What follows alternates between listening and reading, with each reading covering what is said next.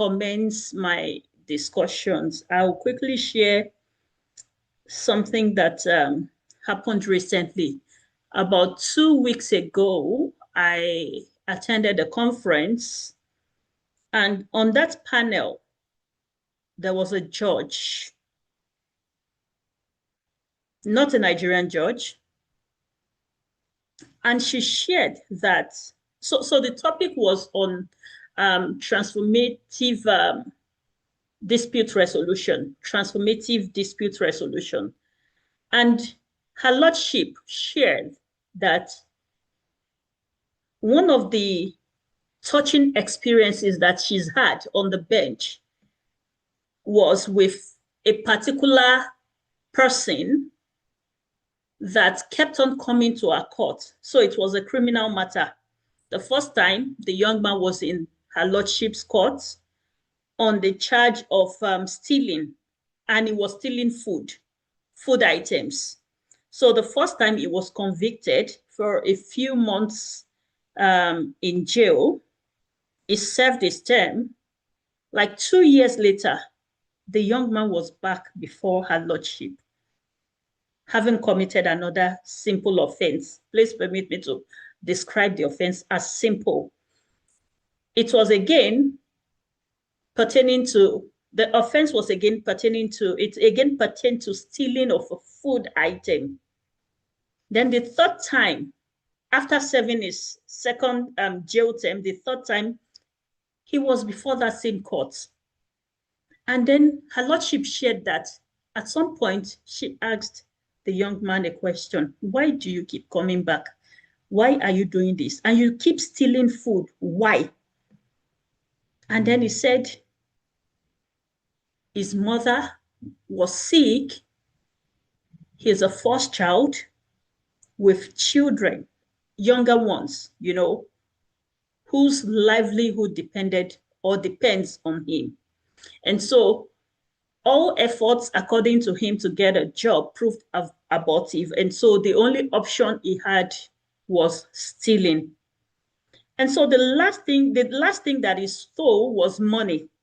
The victim withdrew money from an ATM point, and just when he was about to leave, the accused person, you know, attempted to steal or, you know, hijack the money from him, and then he got caught. He was back before her lordship. And her lordship said, she said she asked him one question: what can be done differently to change your story?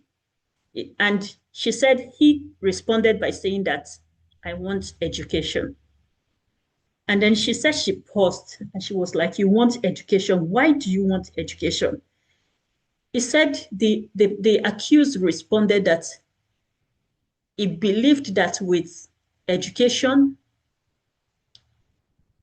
the appropriate certification, he would be able to work, and then he would be able to put food on the table for his mother and his siblings. Her lordship said she did everything within her capacity to ensure that while serving his term, he was educated. And even after serving the term, funds were, they raised funds for him. He went to school, and today he's a better person. And since then, I have been thinking that how transformative is our justice system in Nigeria? Do we serve the cause of justice with humanity? I conducted my doctoral research on the impact of court-connected ADR, that is the multi-door courthouse, on administration of civil justice in Nigeria. And I had the opportunity of interviewing a couple of judges as part of my research participants. And I recall vividly a judge who said that, you know, now I'm quoting, as a judge, I cannot descend into the arena, but it is not every time that a party wins before me that I go home rest assured that justice has been done. As a trained mediator, I believe that I could have done more. But with the way the justice system is structured, there's little I can do, maybe until I retire. And by that time, I'm not sure whether I'll be able to make the impact that I think I could have been able to make if our justice system in the country is differently designed.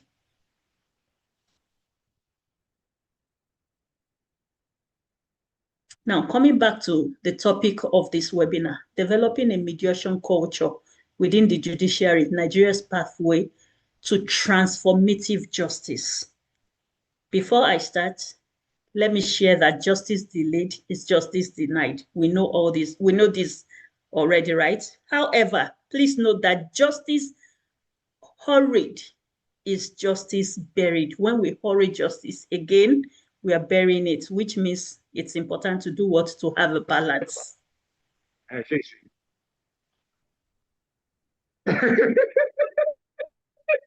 Mr. Ganiyu Smith, could you kindly mute? Ganiyu Smith, please mute. Now, there's no doubt that there's a global shift to mediation. The world globally, the judiciary globally is tilting towards integrating mediation into the normal justice system. Ganiyu Smith, please mute. Thank you very much, sir. Please mute your mic. Thank you. Joshua, could you kindly mute Mr. Ganiyu Smith? I've done that. Yes, I've done that. Thank you. Thank you. And the case is not different in Nigeria. The beautiful thing is that today we have 36 states in Nigeria, and out of the 36 states, nothing less than 22 states already have a multi-door courthouse. Now, for those who are not familiar with what a multi-door courthouse is, a multi-door courthouse is like a one-stop shop, a facility within the court system, within the judicial system, where parties can either walk into, or the court can, refer cases to be resolved through ADR. It could be through mediation, it could be through arbitration, or any other form of ADR. So as that today, we all know that we have 36 states in Nigeria, and I am confirming that nothing less than 22 of the 36 states already have a multi-door courthouse. Interestingly, all our federal courts, the Supreme Court, the Court of Appeal, the National Industrial Court, they all have ADR centers. All of them. There's a mediation center attached to the Supreme Court. There's an ADR center. I think it's the one attached to the Court of Appeal. I think it's called Mediation Center as well. Then the one for the National Industrial Court, I think is called an ADR center. Now look at that, just picture that. That means that something interesting is happening around there. However, as at today, can we say that the Nigerian judiciary has really keyed and fully embraced ADR? Can we say with a very bold, can we say assertively, or can we ascertain, are we sure that our judiciary in Nigeria today has fully embedded or embraced mediation, the culture of mediation or the practice?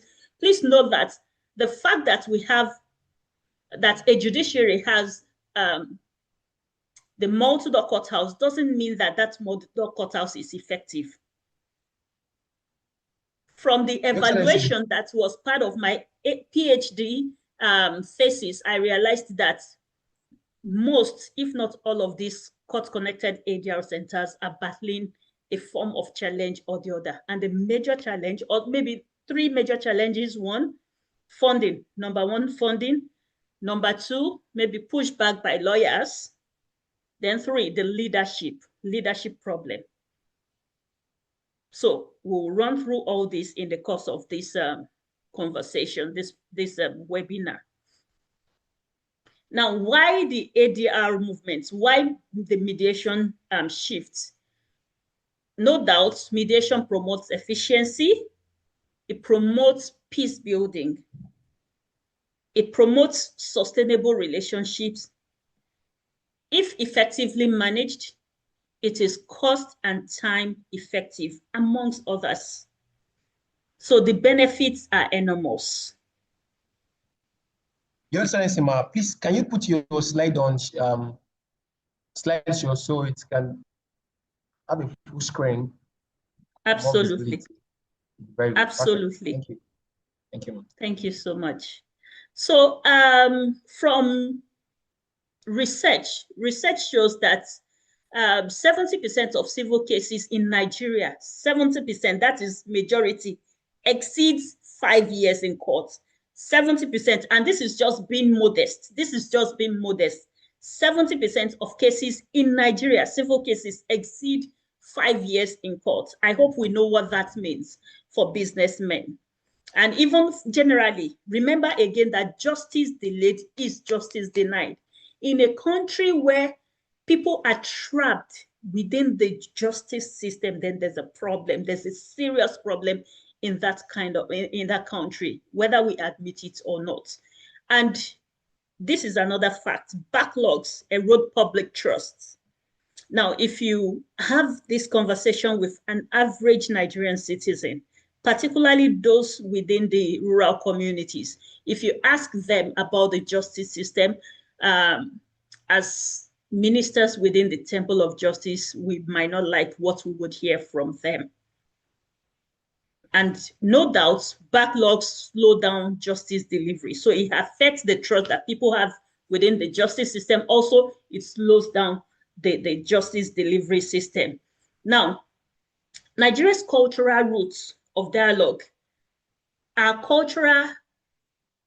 I mean, traditionally, we resolve disputes through dialogue in Nigeria, and that offers a basis for mediation culture.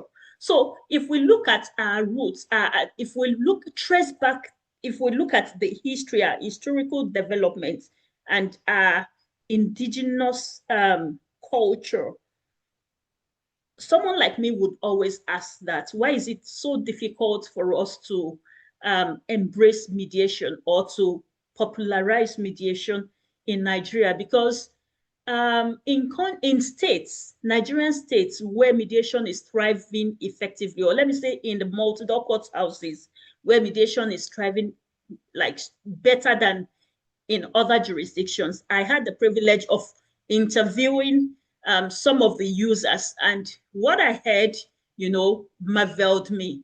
Some said, for instance, that, okay, I'm a Muslim and litigation doesn't really align with my religion, but mediation is very, okay, so now let me just quote some of the respondents that I had in the northern part of Nigeria, where they said, mediation sounds and feels like sulhu, and sulhu is in Islam. And so while resolving my disputes through, for example, through the Borno Amicable Corridor, apart from the fact that the environment is serene, apart from the fact that they speak my local dialect, apart from the fact that there's flexibility and, I feel more at home, I also have this peace that the dispute resolution process aligns a lot with my religion. So it gives that sense of belonging, that peace of mind to the parties. So I believe that with our culture, if we come to the South and also the Southwest as well, where the elders, customarily resolve disputes, religious leaders, communal leaders, that they have that long-standing tradition of resolving disputes within the family members or community members, then I feel strongly that in our country should be one of the countries that are very strong in terms of, integrating mediation into the formal justice system and using it effectively. So the question is, why the problem? Why is it that Nigeria was the first country to adopt the multi-door courthouse in Africa in 2002?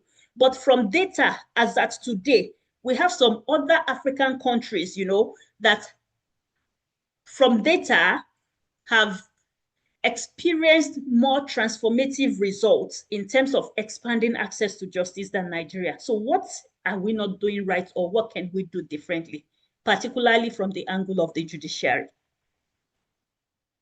Now, why mediation? Well, let's just quickly look at the reason why mediation culture matters.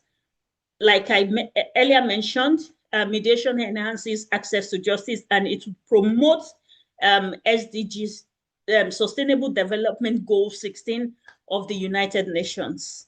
It reduces case backlog, promotes relational justice over and above adversarial dispute resolution model. That is, it's helps parties to come back as friends, and it can even take parties back to their old relationship before the disputes arose.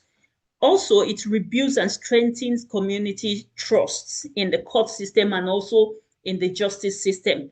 And of course, it could be cost efficient for the parties if effectively managed. Could be cost efficient. Yes, it can be time efficient. It can also be cost efficient. Now, like I mentioned, the current landscape in Nigeria is that out of the 36 states that we have in Nigeria, nothing less than 22 already have a multi-door courthouse. Also, all the federal courts have a form of mediation center or ADR center, as the case may be. Now, if we look at the High Court civil procedure rules, mediation has been embedded into most of our High Court civil procedure rules. For instance, the Lagos State Civil Procedure Rules 2019, if we look at Order 25, it encourages ADR and encourages judges to refer cases to the multi-door courthouse. Also, so despite all these amazing improvements, we have significant gaps. Significant gaps, some of which includes the fact that, one, there's uneven adoption of multi-door courthouses in Nigeria. For example, unlike the case in a country like South Africa, where if you're in a province, if you're practicing in a South African province and you have a matter in another province, the rules of court annex mediation will not change. So the rules, they have uniformed rules. But in Nigeria, the rules of the multi-door courthouse, although they are all they all have similar provisions, but they are all different. So what you would see in Ondo State will be different from what you would see in Oyo State. What you would see in Oyo State will be different from what you would experience in Lagos State. What you would experience in Lagos State will be different from what you would experience in Kano State, Kaduna State, even the FCT, and so on and so forth. So that in itself can pose a challenge for both the practitioner and even the public. Now, I think that problem may be solved if there's availability of data, particularly online. However, during my research, let me share the sad, my own, very stressful experience. I had to go to all these multi-door courthouses, which means that I traveled, across states. And in some states, upon the meeting with the directors of multi-door courthouses, some said that, I don't know where I kept my own copy of the rules. So let me ask XYZ. Let me ask. So sometimes instead of spending maybe a day or 2 days in a jurisdiction, I ended up spending like a week. We're trying to get hold of a copy of their multi-door courthouse. After that, since we spent a lot of energy and, time on getting that copy, you can't buy, you can't even take away, you have to look for a way of, running a photocopy. So that in itself is not good. We need to work on that. Now, there's also this perception issue. And that perception issue, from the data that I gathered, run across board. For instance, that there's this misplaced perception that mediation, the outcome of mediation, does not have the force of law. I can happily confirm to you that that has changed. That has changed, because In states where we have the multi-door courthouses, we have what is called ADR judges. And also in the rules and also the enabling laws of the multi-door courthouses, for those that have their enabling law already, the outcome, that is a settlement agreement for those who are not who are not yet trained as mediators. So the outcome of litigation is judgment. The outcome of arbitration is arbitral award. The outcome of mediation is settlement agreement. So that settlement agreement, you know, after completing a mediation process, parties, if they settle, would enter into that negotiated agreement. Once they sign it, it becomes binding upon the parties. Now, most of the multi-door courthouses in their enabling law or rules, they have it that if parties so agree, now I'm paraphrasing, they can take that outcome, that contract, to the ADR judge for endorsement. Once endorsed, it will have the effect of a judgment emanating from the court of that judge. In other words, gone are those days when people would think that the outcome of mediation is worthless. Gone are those days. If parties so agree, they can take the outcome to the director of the multi-door courthouse or just to the multi-door courthouse. Once you get back there, they know what to do. You tell them that is what you want. They know what to do. And before you know what's going on, it will be endorsed. Once endorsed by an ADR judge, it will have the effect of a full court judgment. Also, if the case, is court referred, that is, if a matter is already before a court, you know, in the litigation docket, and in the wisdom of the court decides to refer the matter to the multi-door courthouse. If parties are able to settle at the multi-door courthouse, parties are expected to return back to the court and report on the settlement exercise. Now, once they take the report back to the court that we have settled, and they present the settlement agreement to the judge will record it as its judgment. And for those who have legal background amongst us, we know that that is what we call consent judgment. And one beautiful advantage of consent judgment is that you cannot appeal it. So let's take this information forward, you know, to let the public know and understand that mediation, first of all, as a process is beautiful, because in mediation, you have full control of the process, okay? And the outcome, you also own it because it is your decision as parties in the matter. And the outcome can be binding, very binding and enforceable, like a normal court judgment. You just need to understand what to do. And it's very seamless and close to, like, you don't have to spend much to achieve that. Now, there's also a major problem. And you see this problem, there are a lot of problems, but because of time, I'll just mention this few that I'm mentioning because they are fundamental. Now, the fact that it lacks incentives, but particularly within the multi-door courthouse system. So if we want people to continue to volunteer as mediators, how much are we paying them as a judiciary? Because court-connected ADR is usually like, ADR processes within the multi-door courthouses are very cheap. In fact, in some cases, they are free of charge. So if we continue to run it that way, remember that already within the judicial system, within the judiciary, there's paucity of funds. There's paucity of funds. They don't have much money within the judiciary. Now, we want to expand access to justice. We want to take justice to people's doors. We have designed this beautiful process, but then it is close to cheap, like close to free of charge, because people pay maybe 2,000 naira, 3,000 naira, 5,000 naira as filing fees, and that's it. then the burden of what to pay to mediators would now fall on the judiciary. Where do they get that kind of money? And then at the end of the day, the judiciary is paying maybe 10,000 naira, 20,000 naira, 30,000 naira to mediators.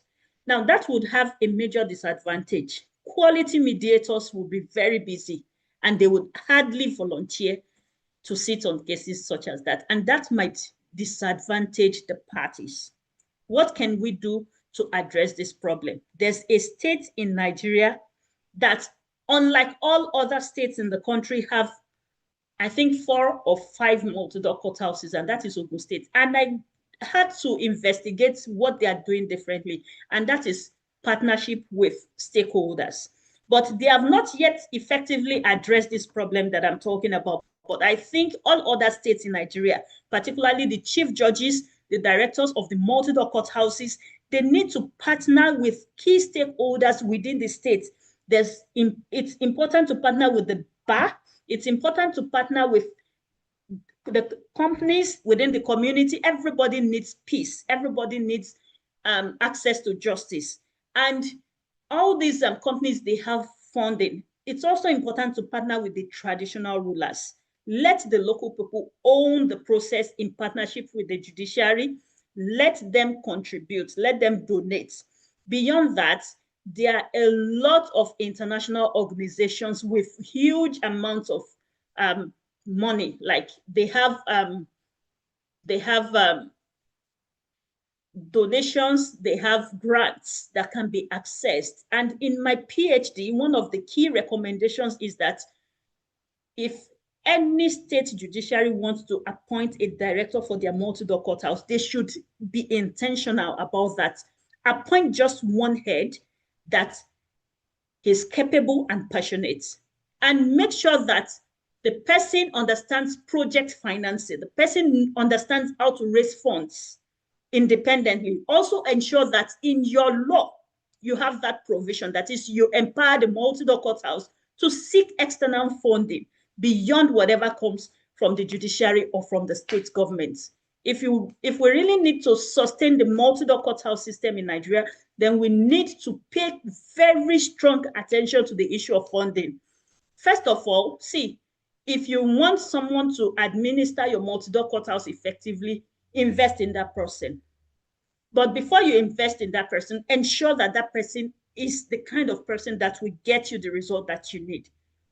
Ensure that the person have the experience, expertise, and beyond that, the passion. Somebody that would be able to think out of the box and drive the needed change, irrespective of the bottlenecks or challenges that he or she encounters. Now, this in itself can take me 10 hours to discuss because there's a lot in that to unbundle. But again, we need to keep to time. Now, let's focus on building blocks for a mediation culture. The first issue that I would like to discuss is leadership buy-in. Leadership buy-in, and this is very broad, starting from the state government to the chief judge, to the judges, and even leadership of key partners.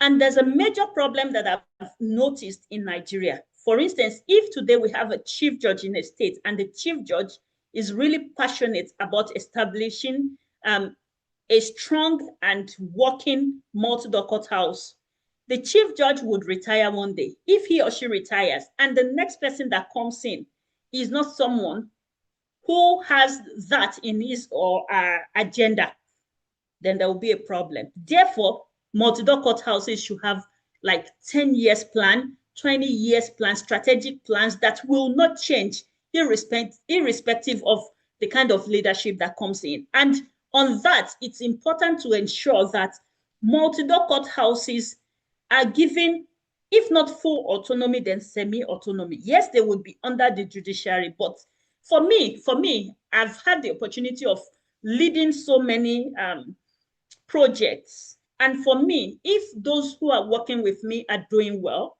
then it's my pride, it's my blessing, it's my joy. And one thing that I've seen in the few chief judges that I've had the privilege of working with is this.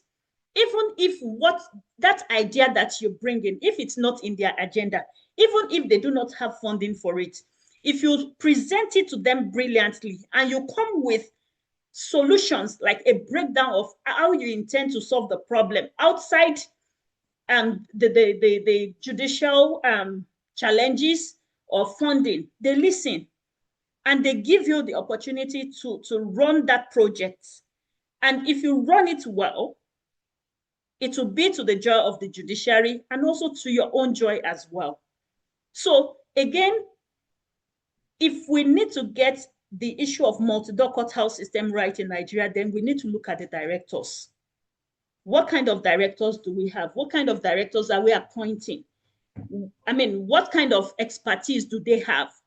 So we should be intentional. We should not just rush to second a staff within the judiciary to help multi-door courthouse, particularly if the person do not have all the skills and capacity that would help to move the multi-door courthouse forward. And also, I think we're not helping staff that are seconded to the multi-door courthouse if we are saddling them with their old responsibilities. For instance, if someone is a chief magistrate and the person is still in his or her court sitting, and then you have now doubled the person's responsibilities by adding the responsibility of the multi-door courthouse.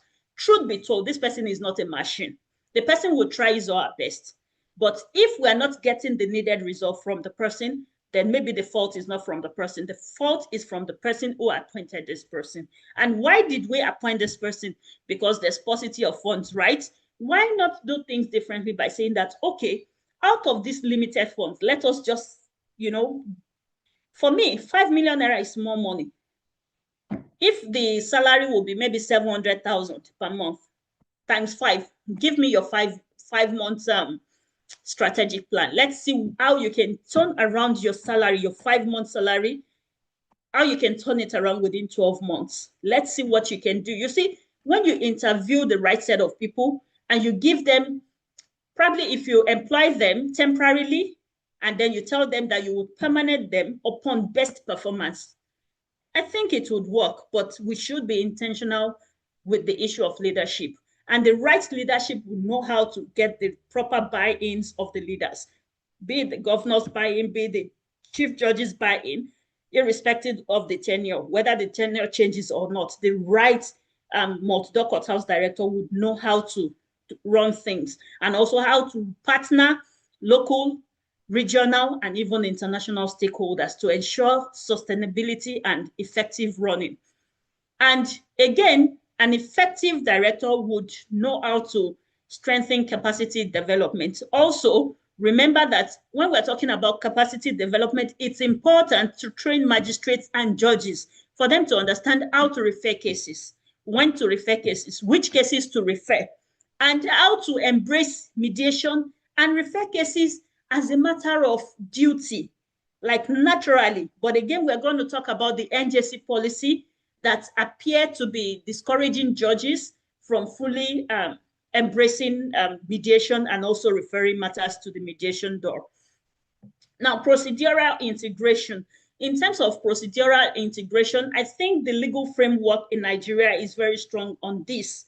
But again, the attitudinal change is what we might need to focus on. But again, from what I've observed, quite a number of judges and magistrates in Nigeria are trained mediators already. In fact, quite a number are also trained arbitrators. So they understand all this.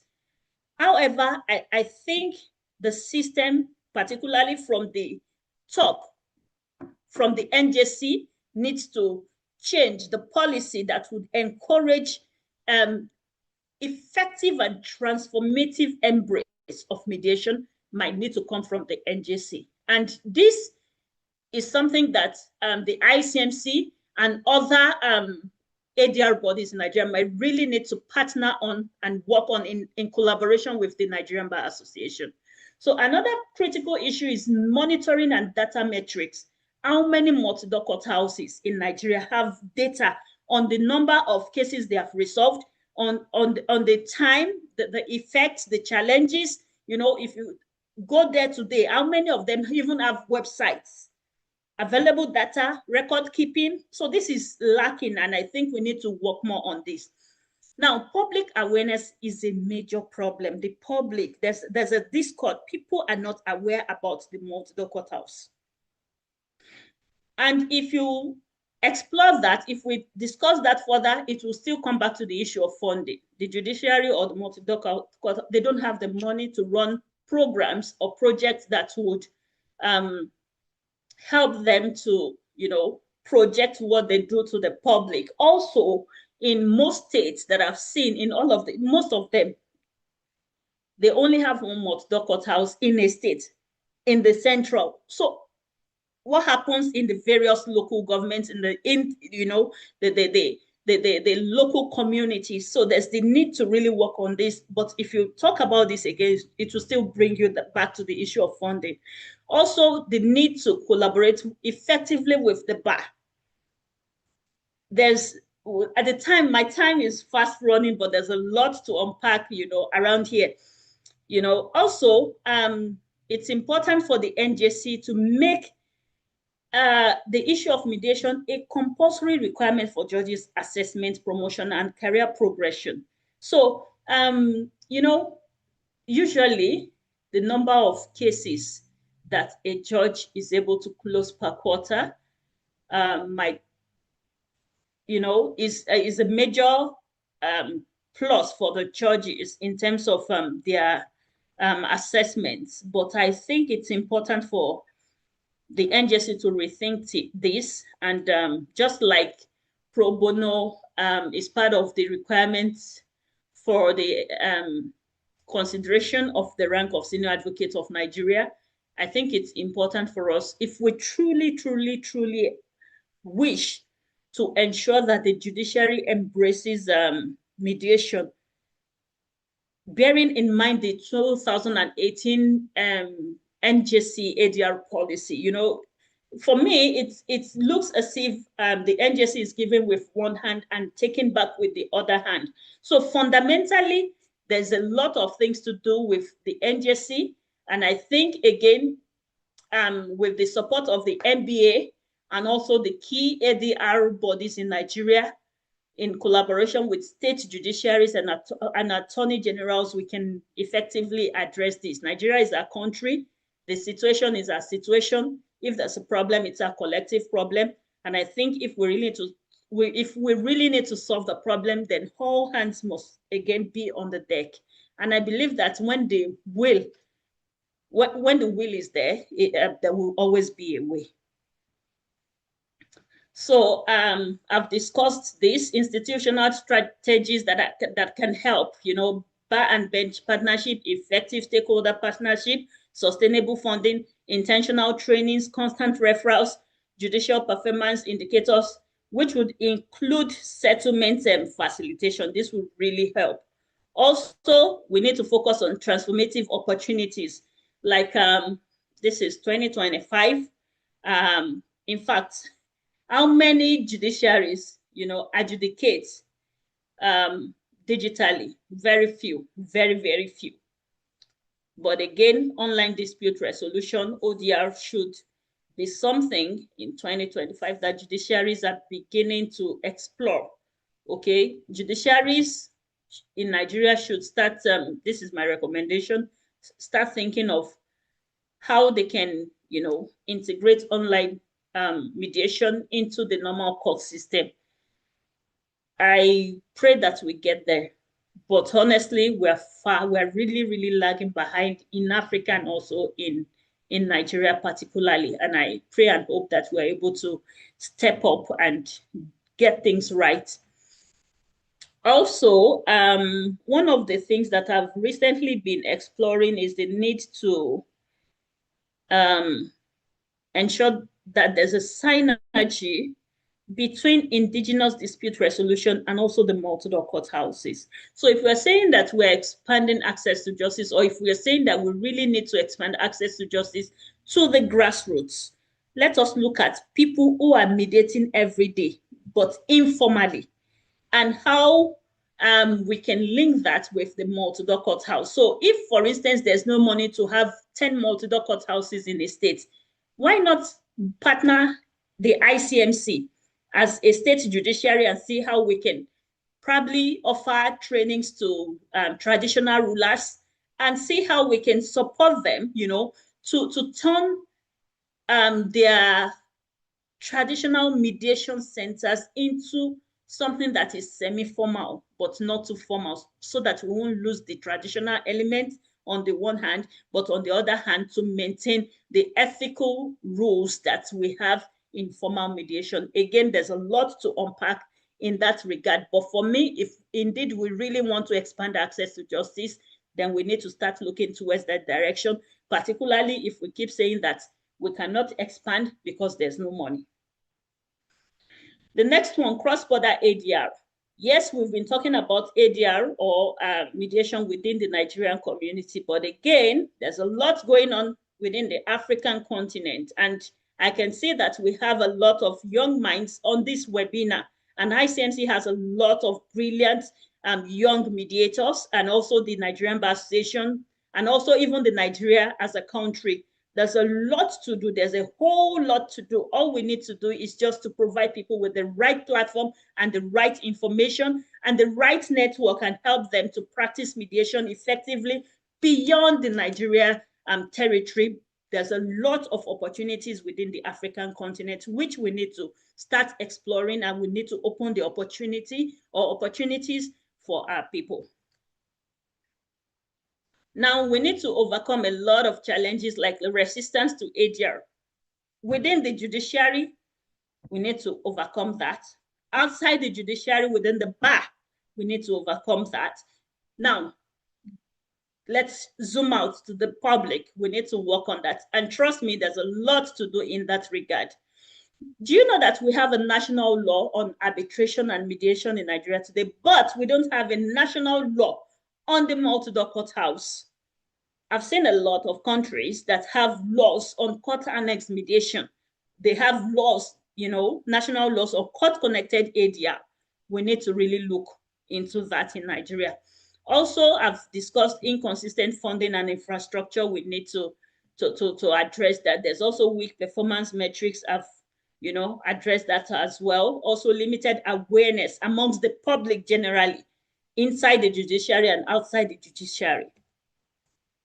We need to start measuring success, okay? And some of the key performance indicators might include the percentages of cases resolved via mediation, the reduction rate in case completion time versus cases that were not completed versus impacts, that is satisfaction level of disputants. And also, we need to focus more on judges training judges as mediation champions. They don't need to start mediating, but as a mediator champion, we should promote mediation, promote effective mediation. Now, a judge who is a mediation champion would support the multi-door courthouse, will refer cases appropriately, and would embrace mediation and support free, you know, effective running of mediation within his or her court or jurisdiction. So I have an example here, you know, according to data, Lagos State has been privileged to resolve over 10,000 cases through mediation, particularly whenever they are having the settlement week, and the average days within which cases are resolved, on the average 45 days. It could be something, in some instances, we can resolve cases within 1 hour, in some instances within 24 hours, but on the average, 45 days. And data, according to data, there's 60% compliance rate. And I think that is outstanding and remarkable. Also, even not only in Lagos State, but in Nigeria today, I think to a large extent, we have been able to achieve remarkable judiciary mindset transformation. That is, I've seen a lot of judges that are pro-ADR, not just mediation, but pro-ADR, but we need more, you know, we need more. Now, towards a justice ecosystem that heals, please note that mediation is moral renaissance, not procedural reform. Justice should become peace architects. And it's critical for us to embed mediation in judicial ethics and training. Please remember that we can achieve that transformation that we want if the judiciary is able to lead the reform and the bar is able to champion mediation advocacy and the academia is able to advance effective mediation research and the society demands peaceful justice, and together we can achieve that transformative reform that we truly desire in Nigeria. Thank you. Your Excellency, Dr. Bankhead, thank you so much for that great presentation. Your depth of knowledge, clarity of delivery, and practical perspective greatly enriched the session. Thank you so much. There are a lot of comments running in the chat box. I will just have to probably read a few of them. And one of them is coming from our own Excellency, Professor Olajide Olagunju. Your Excellency, thank you for joining. Thank you. His comment is statutory institutionalization of multi-law courthouses also helps sustainability. In addition to other points made by the speaker, also making them available in all local governments would mainstream them towards achieving restorative and transformative justice, which is where the speaker took off from in our focused paper. Thank you so much, Prof. Thank you. I will just take a few questions before we round up for today. The first question is coming from Jude. I said, can you please highlight when a judicial officer can refer a case for mediation? That is one. And two, what status of criminal cases can be subjected to mediation? Thank you for that question. So judicial officers can refer cases to mediation at any time. And I think referral comes in two folds. One, it could be referred from the registry.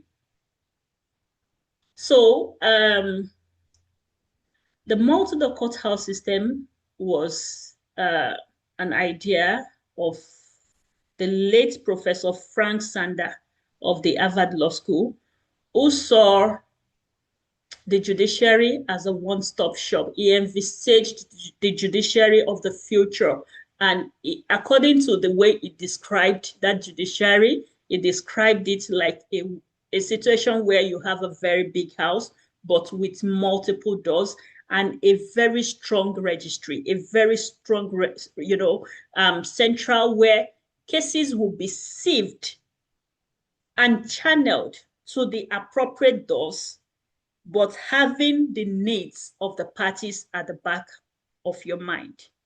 So if we follow that design, then ordinarily it should start from the registry.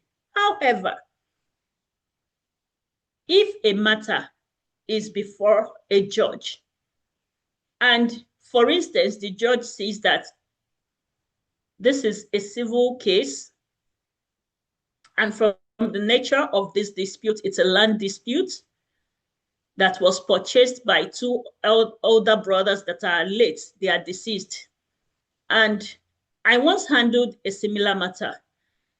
And from the fact of the case, the younger brother was a bricklayer.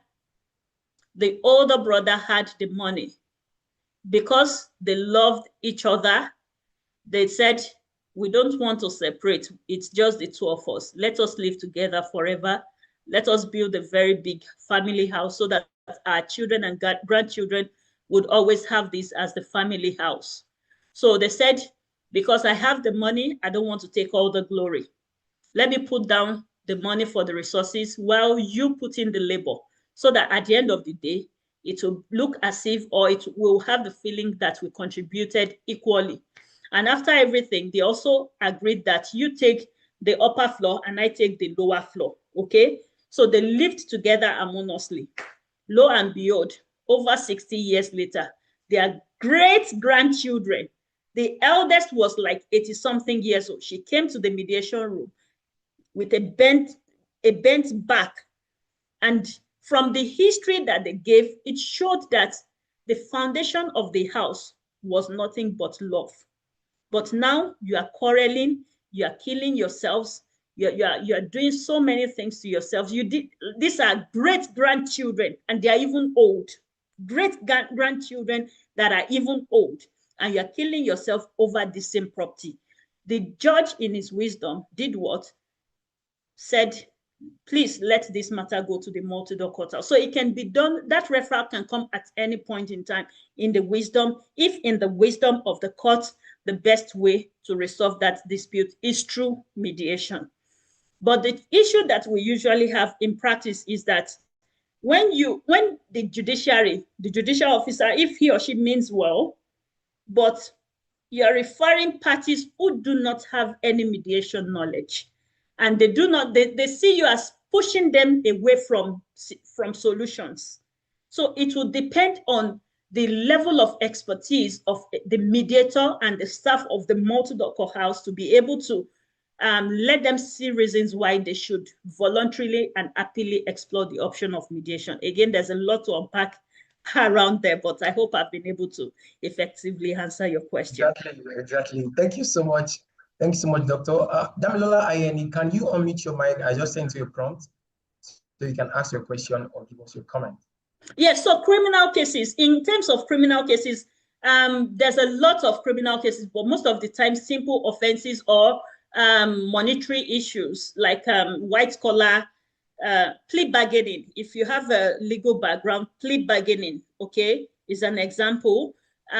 Also, in some states, they have laws that specifically states that XYZ offenses can be resolved through restorative justice. And so many judiciaries are beginning to explore that already. So they are looking at, first of all, the nature of the people in Nigeria. So one of the things that I've been hearing in the room is that if we start saying that if someone steals ordinary chicken or someone steals ordinary, maybe 1 Congo of rice, we should not send the person to jail. But we hope that we will not be sending the wrong impression out by encouraging crime. Looking at the nature of, so the conversations are all ongoing within many state judiciaries in Nigeria, which have been privileged to also contribute my expertise on. So they're still working on that. But simple offenses generally, these are where the country appears to be going currently. Thank you. Great as always. Thank you, Doctor. Damilola, can you unmute your mic? I am resending you the prompt so you can ask your question or give us your comments. Okay, thank you so much. I'm so grateful. Thank you for the brilliant presentation, ma. I've always been a student. Thank you so much, ma. You're welcome. So, thank you. Yes, ma. So my question is this: one of the ways to actually celebrate ADR, yes, I feel that I'm just asking generally, like, could there be a way to have reports, like case reports for ADR, just for even if it's not for a precedence, maybe for celebrating the successes they have and things like that, just like we have for the courts. So that's the question, ma. Thank you so much, ma. Thank you, Damilola, for that brilliant question. I think you understand the issue of confidentiality in ADR, because you said, if not the cases per se, okay, maybe a report. So the answer is yes. And that was the reason why I discussed key performance indicators and the fact that there's limited data. So let me tell you something. Let me quickly share something, particularly for the young graduates amongst you that are looking for opportunities or ways, things like, see, in Nigeria, there are many opportunities. I always tell people. Now, I started my practice in Ondo State and Ekiti State. And as a married woman who is passionate about ADR. I told myself that if I cannot go to Lagos or Abuja to arbitrate, do you know what I'm going to do? I'm going to liaise with the chief judges of these states and ensure that we have a multi-door courthouse. And then we start having arbitral matters, we start having mediation matters, so that I'll create business in the state for myself and also for people around me. To the glory of God, we were able to achieve that in Ondo State. Now, let me tell you something. If you're looking for things to work on, Law Pavilion did not just start in a day. All these law reports did not start in a day. You can start going to work with directors of multi-door courthouses and think of partnering maybe with an IT professional and see how we can start having the data. And also, if you have the skill, you can, even if you don't have the skill, up your skill, do project management course and see how you can strengthen multi-door courthouses to start, exploring international donor grants that can strengthen what they do. You can create business for yourself. So to get that data, it is possible, but you just need to start thinking out of the box. See, I have gone beyond the stage of just recommending. We have a lot of recommendations out there. We have a lot of observations. We have a lot, but let us move from just talking to action stage, okay? And just ask yourself, what can I do to be part of the moving train? What can I do to be part of the solution? What can I do to do things differently? Sometimes it could be what you would say. Sometimes it could be whom you can relate with, whom you can liaise with. But I think there's a lot to do. So let's see how we can collaborate. You can even collaborate with the Nigerian Bar Association closest to you, with a colleague, young lawyers. You're brilliant. Our young professionals, you're brilliant. There's a lot to do. The space is there. The opportunities are there. Beyond now, let us see strong mediators, strong advocates that are going beyond borders and doing things that can better the country and better the judiciary and better our justice resolution system in the country. Thank you. Thank you so much, Doctor, for that response. Sunday, please, can you unmute your mic? I just sent you that.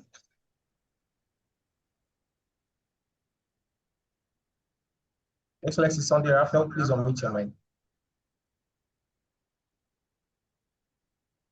Okay, while we wait for Sunday, there's a question in the chat box from Kisiana Patience. Patience is asking, please, what is the implications whereby parties fail to revisit the regular court after a joint decision has been made by both parties at the multi-door courthouse? Thank you very much for that question. So it might look as if you are abandoning your case and you might be the one to lose. So if parties are not back to court with their reports, nothing happens, the case will be there. If the courts, and usually cases will not sit on the docket forever. At some point, the court may decide to strike a case out for want of diligent prosecution, but so if you don't want your case to be struck out, it's always advisable to go back with your report, particularly if parties are able to settle.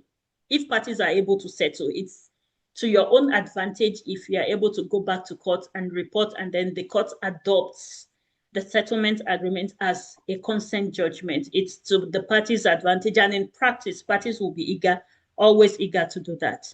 But going back to your question, if you abandon your case, then it will be deemed abandoned.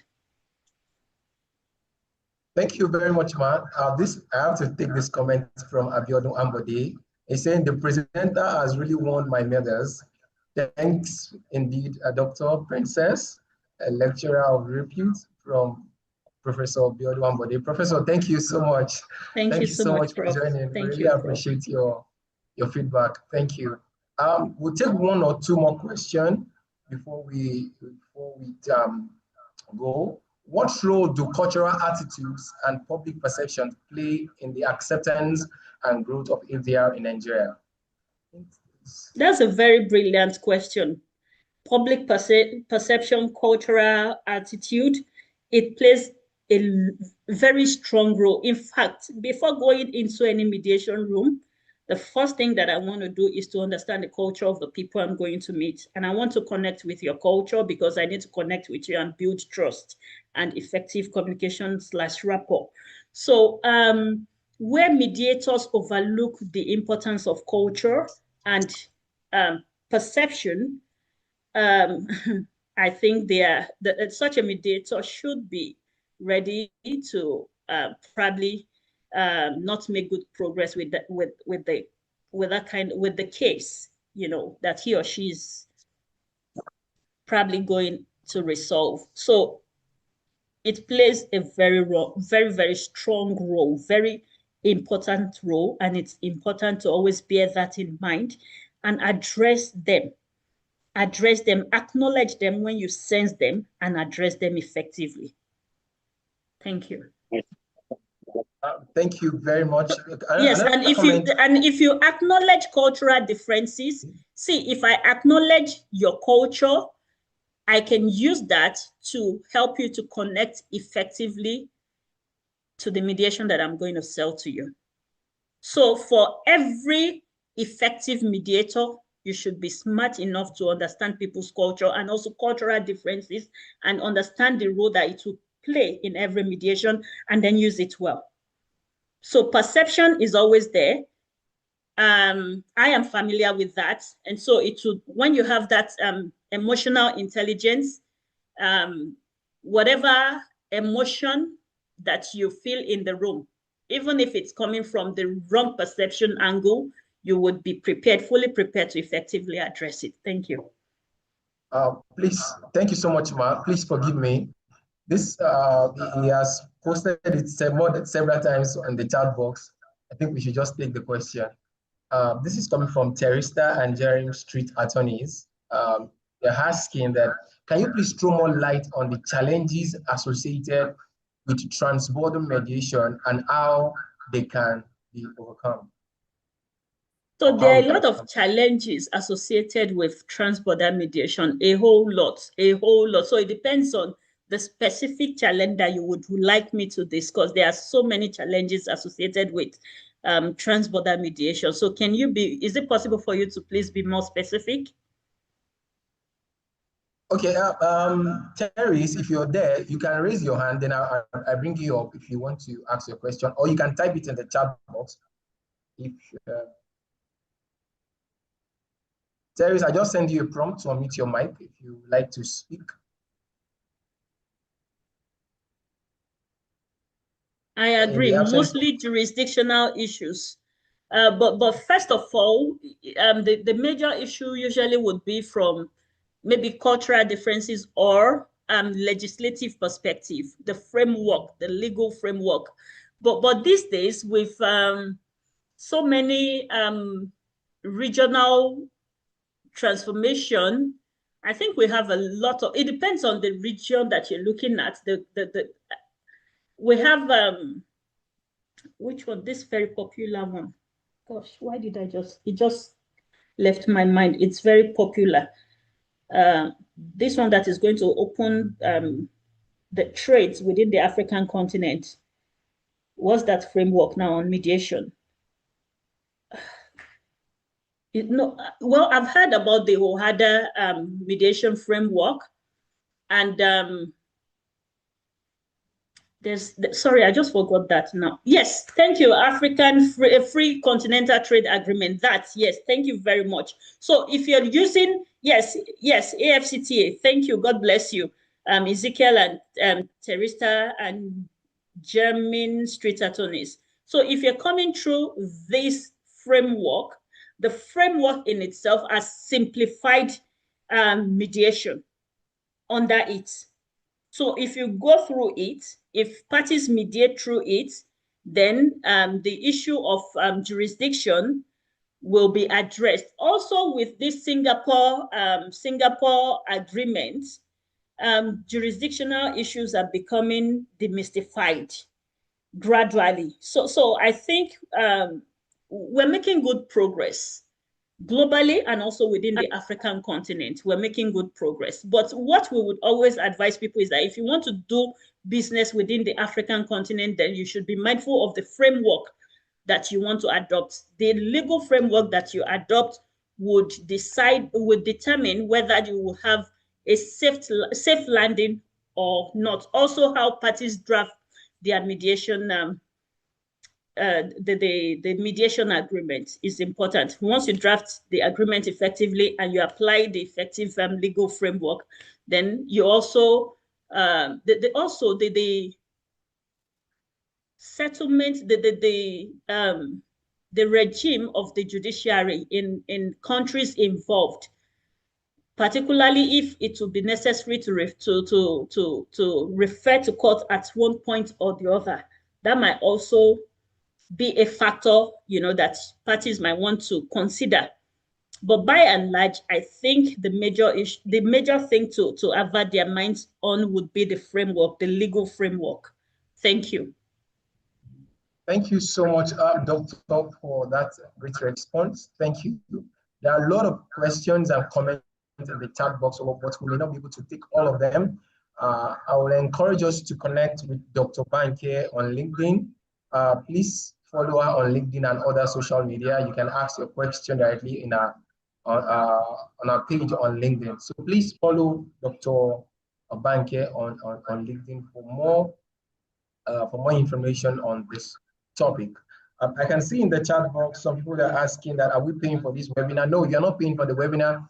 What you're paying for is the certificate of participation, which is optional. It is optional. The certificate of participation gives you 2 CPD units for the members of the institute who would like to upgrade from a cadre to the other, either from associate to full member or from member to fellow. So this gives you 2 CPD units. And the good news is that the CPD units are MBA, ICLE, forgive that error, ICLE accredited. So if you would like to make payment to get this, kindly click on the link in the chat box. I posted it earlier and I will post it now.